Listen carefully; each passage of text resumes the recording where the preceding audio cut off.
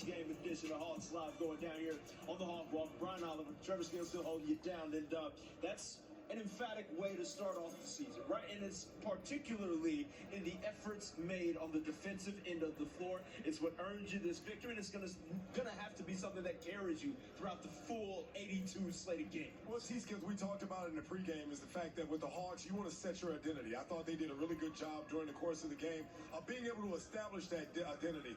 We talked about the fact that when you got bigger, you got a lot of length, and I thought that they were able to have certain junctions of the game where they were getting a lot of deflections.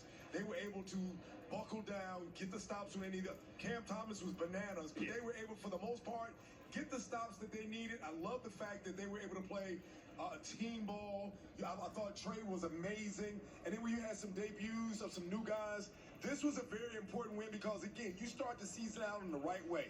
A lot of times coming out of preseason, there are some teams, it takes them a little while to get started, but this is one of those that gives you an opportunity to get started, especially locking up this game at home. No question. Nod to Cam Thomas is 36 on the evening, but you forced him into 27 shots in order to just get to that mark. And look, man, by the time we got to games, and we're trying to figure out what we're going to talk about for this post-game show, 4 key to the game snuck up on us. It was Onyeka Okongwu's performance, a career-high performance at that offensive. Well, here's the thing. He was short of perfect. I mean, when you look at it, he came out. We always talk about Onyeka and his energy. He stepped up his offensive game a lot more, and it looked like he was being more aggressive. A lot of times, you know, he will allow the game to come to him. I thought that when you look at how he had career high, 28 points, 8 rebounds, 11 for 12 from the field, perfect from the line, and 3 blocks. I thought that what he did is that he basically anchored that defense. We talk about this Hawks team and how important it is that you give Trey other weapons. I thought Onyeka was lively. I thought that he came out and he allowed the game come to him. And then what he did is he did a great job of being able to finish, and he anchored that defense. When you look at how he's able to do it, we talk about these big to the Hawks and what they're able to give you on the defensive end and the rebounding. Onyeka came in, he showed up and showed out. No question about that. The 11 field goals made, also a career high for Onyeka. So it was just an efficient night from beginning to end for the big fella out there. Now, when it comes to Trae Young, you mentioned the fact that he needs the cats around him, and he certainly leaned upon them in the first half. But his 30-point evening concluded with a 21-point second half.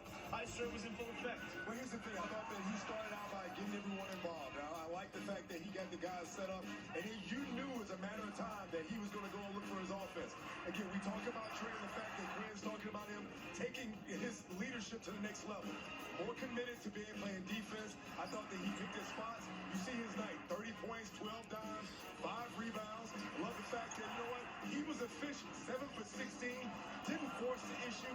And this is one of the things I think that you're going to see from Trae Young this year because he's got more weapons. I think that he realizes that teams who cannot sit back and focus only on him because he does such a good job of being able to master penetrating, getting the ball out of his hands.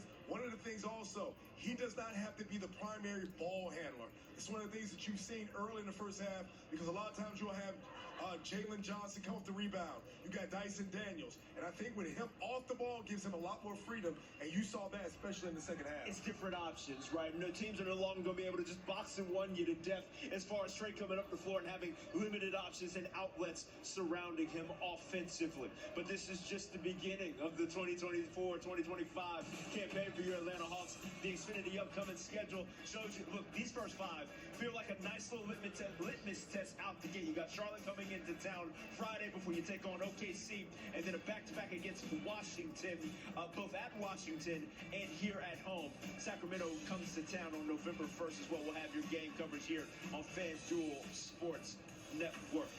Zachary Rizache, NBA debut as far as the regular season goes. He was tough in this one. We'll talk about that more as we roll on. Hawks Live post game continues after this.